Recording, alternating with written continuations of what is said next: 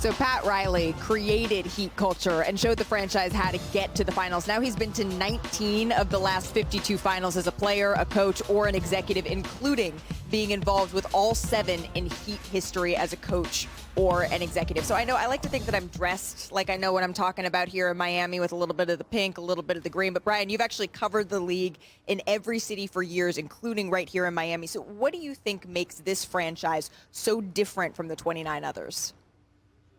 A, B, C. Always be competing. 1-on-0 workouts in August. The team scrimmage for the public in November. Summer league, the Heat play in multiple. The way they operate in practice, no bending over and grabbing the shorts. They weigh their players regularly. Pat Riley is the same weight that he was when he played for the Lakers. Erik Spoelstra is the same weight that he was when he played the University of Portland. This is a standard that they set. You are going to be focused. You are going to compete hard in every drill. You're going to do it in the summer. You're going to do it in the finals. You're going to do it when you're losing. You're going to do it when you're winning. That is the way they operate. And as Erik Spoelstra says, it's not for everybody. There are some players who get here, don't like it, and they're gone. That is the way they establish it. And even though they don't always have the most talented team, they know that the team that they have all feels the same way. That's why they'd like to reward players that get here undrafted and work their way up. It goes from top to bottom every day, and it's been going on for almost 30 years that way, Malika, since Pat Riley got here in 1995. It's the heart, it's the scrappiness that you see day in and day out. Perk, you talk to players all over the league. What are you hearing about this Miami team, though? Not the Miami teams of the past that makes it so special. Well, I mean, they just talk about their togetherness, but let me share something with you. The reason I feel like I'm so connected and actually part of the Heat culture, and I had never physically played in it, was because we actually had a Heat player that was in the culture that won a championship there that helped me win a championship in 2008 that actually brought that culture to our locker room in James Posey.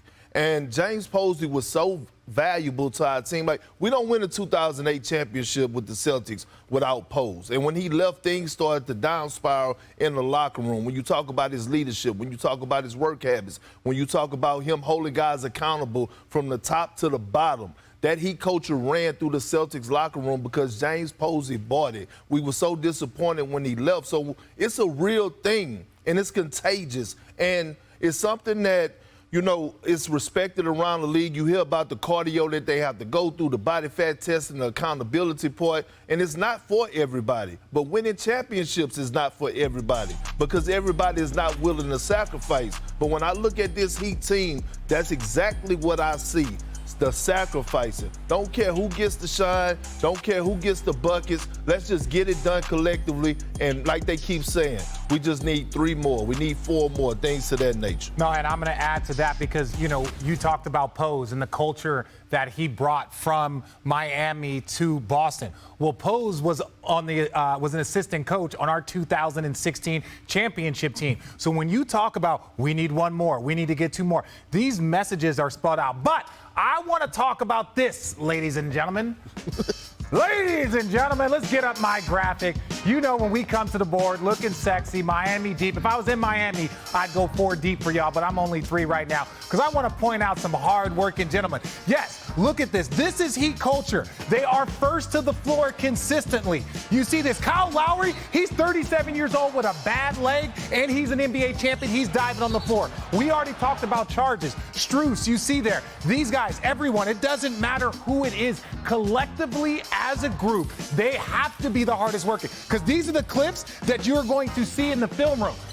Erik Spoelstra, why didn't you dive after that? Look, Kevin Love is already on the floor. He's diving some more. They come over. It does not matter. That is the beautiful thing about this group. They just keep grinding. That's what I love about them.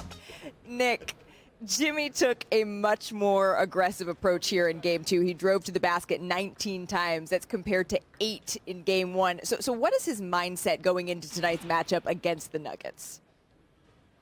Malika, he knows he's got to set the tone. He's got to continue going to the rim. Jimmy and the Heat are at their best when they are creating the contact, and they are the more physical team. And for Butler, he knows that he's got to be the guy that everybody else follows. On top of what he does on the floor, though, Malika, it's key what he's doing off of it. I talked to him for a few minutes yesterday, and he said, all we care about is winning a title. We don't care about the Eastern Conference Finals. I don't care about a Finals MVP. I want to get the Larry O'Brien trophy and break it into 15 pieces and pass it out to my teammates. He wants this so badly. And Malika, I've covered him since his first day in the league in Chicago. And I said, Jimmy, did you ever think we would be here and you would be this kind of star? And he said, no. But now that I'm here, I've got to enjoy the moment. And he loves the fact that it's happening here in Miami with a group of players who think exactly the same way he does.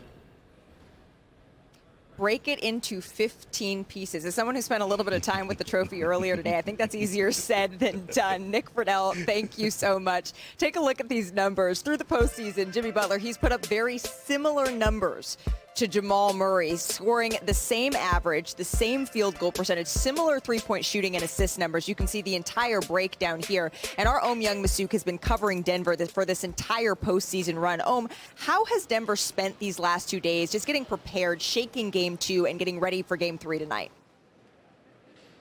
Malika, if you would listen to Michael Malone, he would make the Denver Nuggets defense sound like it's been broken into pieces, especially in Game 2. He showed the Nuggets film yesterday morning, 17 different clips where the Nuggets were completely undisciplined. He allowed the team to talk up, own these plays, which they did. So I think they understand what they did wrong. They know they have to be more disciplined strategically. They cannot let guys slip away. Michael Porter Jr. even talked about, you know what? The Miami Heat are listening to what we're calling. If we call out switch, they decide to send a guy to slip out for a three-pointer. They won't actually set a screen. If we call the opposite defense, they're actually going to set a screen. So we have to be more disciplined about that. But prior to that, I think this team was coming together, as Jamal Murray said. They took a 1-hour bus ride out to Jeff Green's house for dinner at his South Florida home. And he said there was just good vibes there. It was family. We forgot about Game 2. I think the Nuggets are ready to bounce back in Game 3. The Perk. Who you got tonight, my friend? You know what I got? The Heat, the culture. It's going to be hot in there. It's going to be humid. I think, no, okay, that's enough of that. I think the Denver Nuggets are going to answer. I think Jamal Murray is going to answer. I think Michael Porter Jr. is going to look. But I think we need to look at something one more time, though. I think we need to look at something one more time.